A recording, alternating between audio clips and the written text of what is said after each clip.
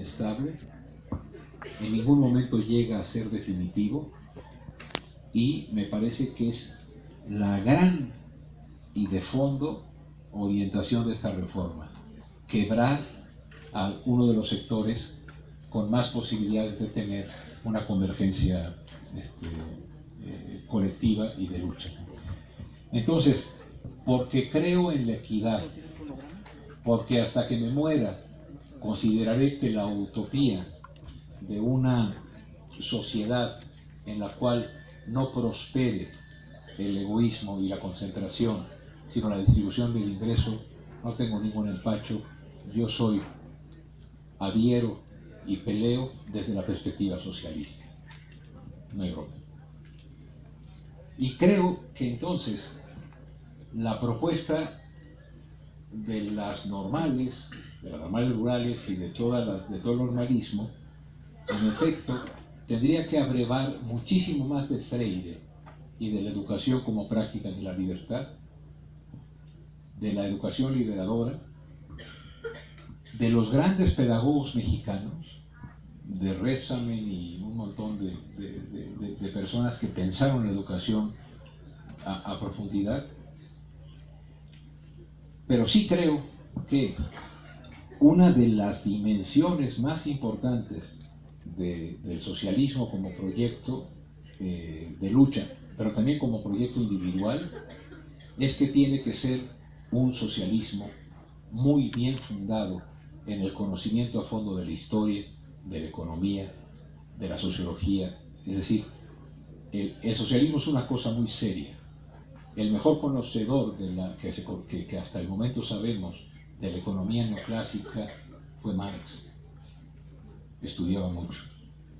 Por eso yo propongo en esta vocación, en este compromiso de una educación socialista, y lo trataba de decir con el ejemplo del profesor Rojo, es sí, perfectamente socialista, pero con el mayor rigor en el análisis, en el estudio, que no sea un socialismo de panfleto, que sea un socialismo duro, que sea un socialismo que se base en que hay que ser de izquierda porque el corazón de las mujeres y de los hombres está del lado izquierdo, pero también está en el lado de la mayor exigencia intelectual para fundar, ¿no?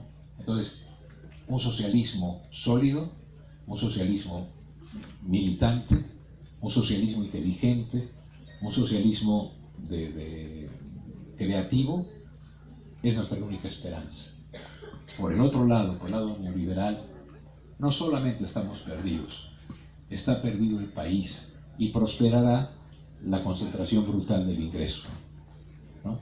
Entonces, profesor socialista, no suelo usar esa etiqueta en términos de identificación, digamos, adjetiva, como adjetivo de mi persona, sino tratando de ver el contenido a favor de la equidad y en contra de la acumulación, etcétera, y en la función de la utopía educativa como parte de ese ser socialista y de izquierda, ¿no? Y lo hago con muchísimo gusto y sin ninguna pena, ¿no? Muchos de mis colegas han dejado de considerar que soy un intelectual por eso, porque para ellos el intelectual es una persona que no tiene que tomar partido político. Lo que se está jugando en contra el magisterio y contra las normales es la aplicación de la reforma laboral neoliberal al magisterio de una manera extraordinariamente cruel, porque en los universitarios implicó los términos de ingreso, promoción, pero no permanencia. Aquí se ha roto con uno de los valores del socialismo, que es la ciudadanía laboral. Uno de los pocos sectores que tenía ciudadanía laboral era el magisterio. Lo ha roto una constelación de un bloque, diría Gramsci, un bloque hegemónico conformado en el Pacto por México, en el que se unieron PAN, PRI y PRD, al menos, ¿no? Coordinados por Nuño en este aspecto.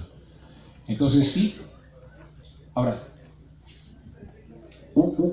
un añadido que yo haría al socialismo al que adhiero es que sea un socialismo crítico, que no sea un socialismo dogmático, que sea un socialismo que esté abierto no a la obediencia de un líder, sino a la construcción consensual de las posibilidades de pelea y de fundamentación del futuro. En ese sentido, el socialismo me parece no solamente una opción, sino la única opción ética para poderse rasurar todos los días.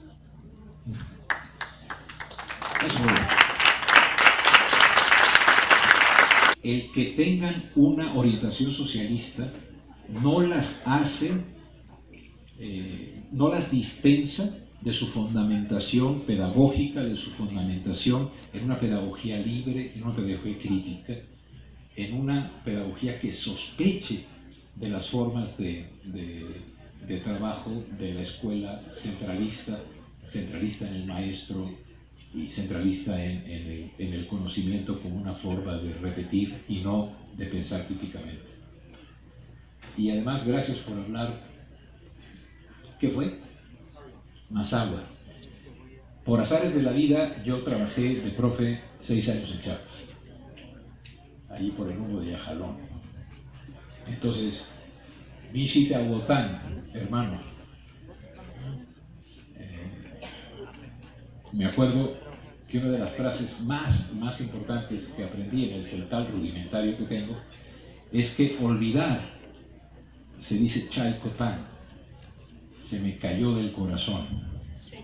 Yo los invito a que nunca se nos caiga del corazón la vergüenza y la urgencia de cambiar la brutal injusticia en la que vive el país y en la que está metida la brutal inequidad del sistema educativo, ¿no? Que no haya Chaicotán, ¿no? Que la metamos en el corazón como orientación ética.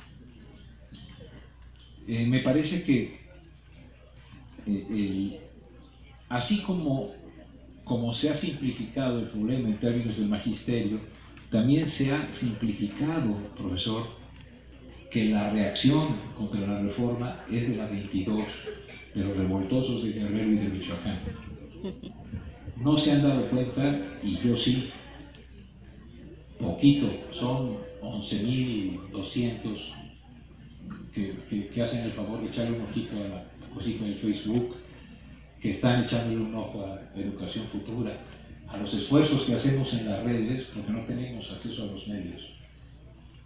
Los profesores que se evaluaron están profundamente heridos por el maltrato que recibieron en esa evaluación en que había 3 policías por cada profesor.